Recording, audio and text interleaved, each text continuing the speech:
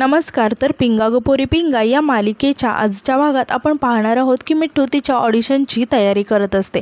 आता श्वेता तिथे तिच्यासमोर नाश्ता करत बसलेली असते, तर इकडे प्रेरणा किचनमध्ये काम करत असते. आता तितक्या डोरबेल वाजते तेव्हा प्रेरणा श्वेताला म्हणते की श्वेता बघतेस का गो कोण आले ते. तेव्हा श्वेता खूपच रागाने प्रेरणाकडे बघायला लागते. आता प्रेरणा घाबरत श्वेताला म्हणते की जाऊ दे मीच जाते. तेव्हा श्वेता उठते आणि दरवाजा उघडते, तर मिठूचे बाबा आलेले असतात. आता मिठूचे बाबा म्हणतात की येऊ का म्हणलं. तेव्हा श्वेता आश्चर्याने विचारते की काका तुम्ही या ना. तेव्हा मिठूचे बाबा श्वेताला विचारतात की बरी आहेस ना. यावर श्वेता सांगते की हो. आता मिठू खूपच शॉक होऊन तिच्या बाबांकडे बघायला लागते. आता मिठूचे बाबा आत येतात तेव्हा मिठू त्यांना विचारते की पप्पा तुम्ही. यावर मिठूचे बाबा तिला काहीच उत्तर देत नाहीत. ते श्वेताला विचारतात की श्वेता तू आज कामाला नाही गेलीस.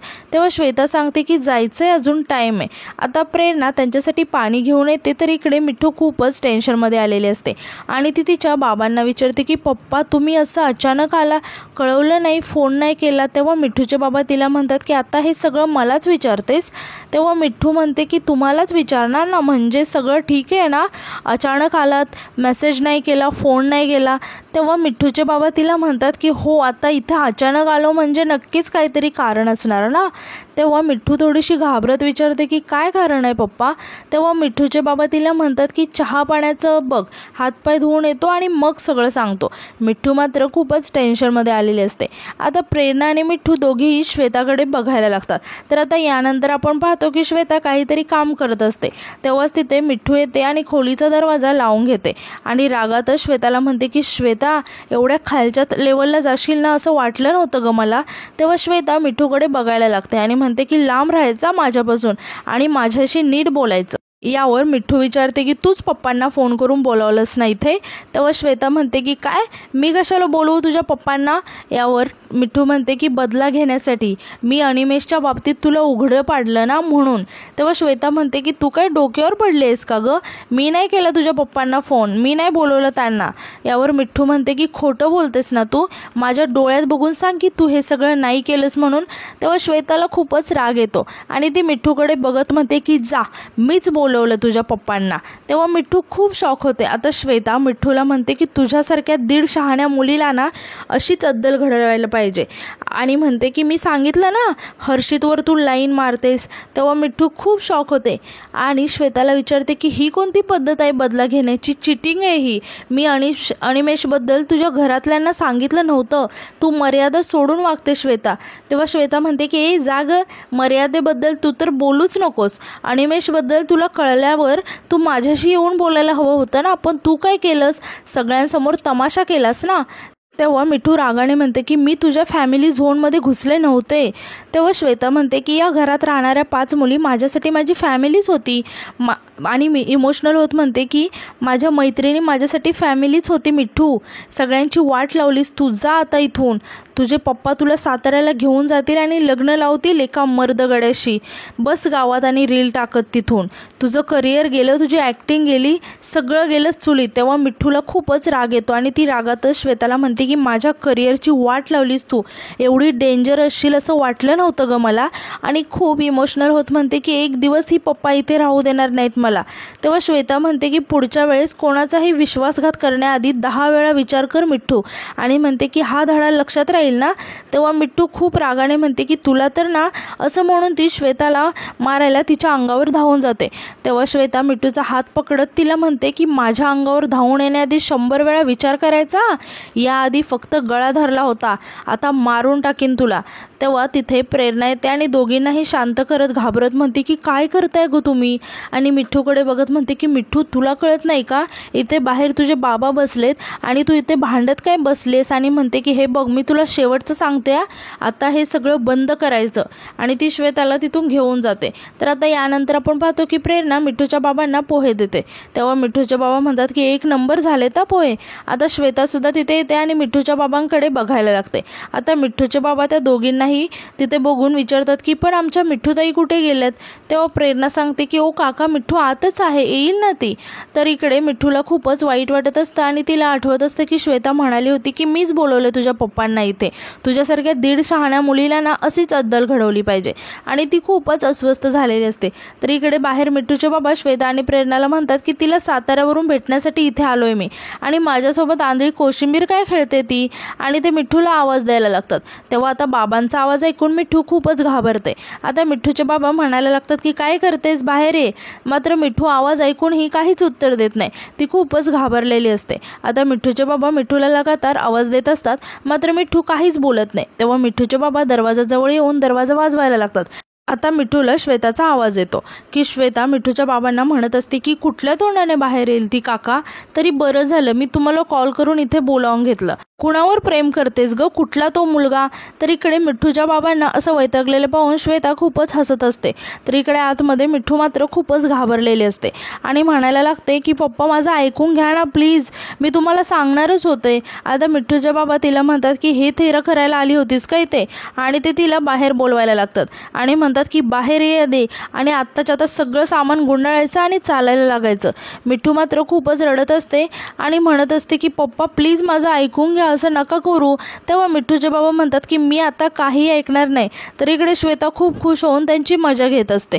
आता मिठू इकडे रडत असते आणि तिच्या बाबांना म्हणायला लागते की पप्पा मला आता कुठे चांगला रोल मिळालाय, असं करू नका प्लीज. तेव्हा मिठूचे बाबा तिला म्हणतात की खूप नाटकं झाली आहे तुझी, आता इथून निघायचं म्हणजे निघायचं. आणि ते मिठूला म्हणायला लागतात की दार उघड, मला तुझं काही ऐकून घ्यायचं नाहीये. आता श्वेता मिठूच्या बाबांना म्हणते की काका काही ऐकू नका तिचं, तिनेच आम्हाला सगळ्यांना वेड्यात काढले आणि तुमच्या बाबतीत सुद्धा तेच करते ती.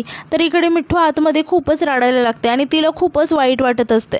आता मिठूचे बाबा तिला म्हणतात की दार उघड, आणि जर तुला अजून इथे राहायला दिलं ना तर आम्हाला तोंड दाखवायला जागा ठेवायची नाहीस तू, पटकन बाहेर ये. तेव्हा मिठू रडत म्हणायला लागते की पप्पा प्लीज असं नका ना करू, मला नाही यायचंय गावी. तेव्हा मिठूचे बाबा तिला ओरडत म्हणतात की बाहेर ये आधी तू. तेव्हा मिठू खूपच रडत म्हणायला लागते की मला नाही यायचं. तर मिठूचे बाबा तिला बाहेर यायला सांगत असतात. मिठू रडत म्हणत असते की मला इथे राहायचंय बाबा, मला नाही यायचंय. आता मिठू अचानक थांबते आणि तिच्या लक्षात येतं की हे तिचं एक स्वप्न होतं आणि तिला तिच्या बाबांचा आवाज यायला लागतो की अगं मिठू काय करतेस, बाहेर ये की. तेव्हा मिठू डोळे पुसते आणि लगेच दरवाजा उघडून बाहेर येते आणि घाबरतच तिच्या बाबांजवळ येऊन उभं राहते. तेव्हा तिचे बाबा तिच्याकडे बघायला लागतात आणि तिला विचारतात की आतमध्ये लपून काय करत होतीस ग. तेव्हा मिठू खूपच घाबरते. आता मिठूचे बाबा तिच्या जवळ जातात आणि तिला मिठी मारतात आणि म्हणतात की माझं गुणाचं बाळते. तेव्हा मिठू खूप शॉक होऊन त्यांच्याकडे बघायला लागते. आता मिठूचे बाबा मिठूला म्हणतात की मागच्या वेळेस इथे आलो होतो तेव्हा तुला नको नको ते बोललो आणि या श्वेताने माझे डोळे उघडले आणि म्हणून मी तुला इथे राहू दिलं. आमच्या विश्वासाचं सोनं केलंस बघ पोरी.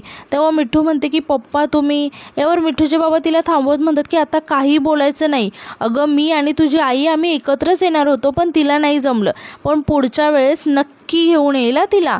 आणि म्हणतात की अगं तुला एवढी मोठी संधी मिळाली, ज्यावेळेस मला कळालं ना तेव्हा तडक फोनवरच तुझी माफी मागणार होतो बघ, पण म्हटलं की नाही प्रत्यक्षात जाऊन तुझी माफी मागायची आणि तुझं कौतुक पण करायचं. मिठू मात्र खूपच शॉक झालेली असते आणि तिच्या बाबांकडे बघत असते. आता मिठूचे बाबा तिला म्हणतात की अगं तुला कामाची एवढी मोठी संधी मिळते ते भारीच आहे की.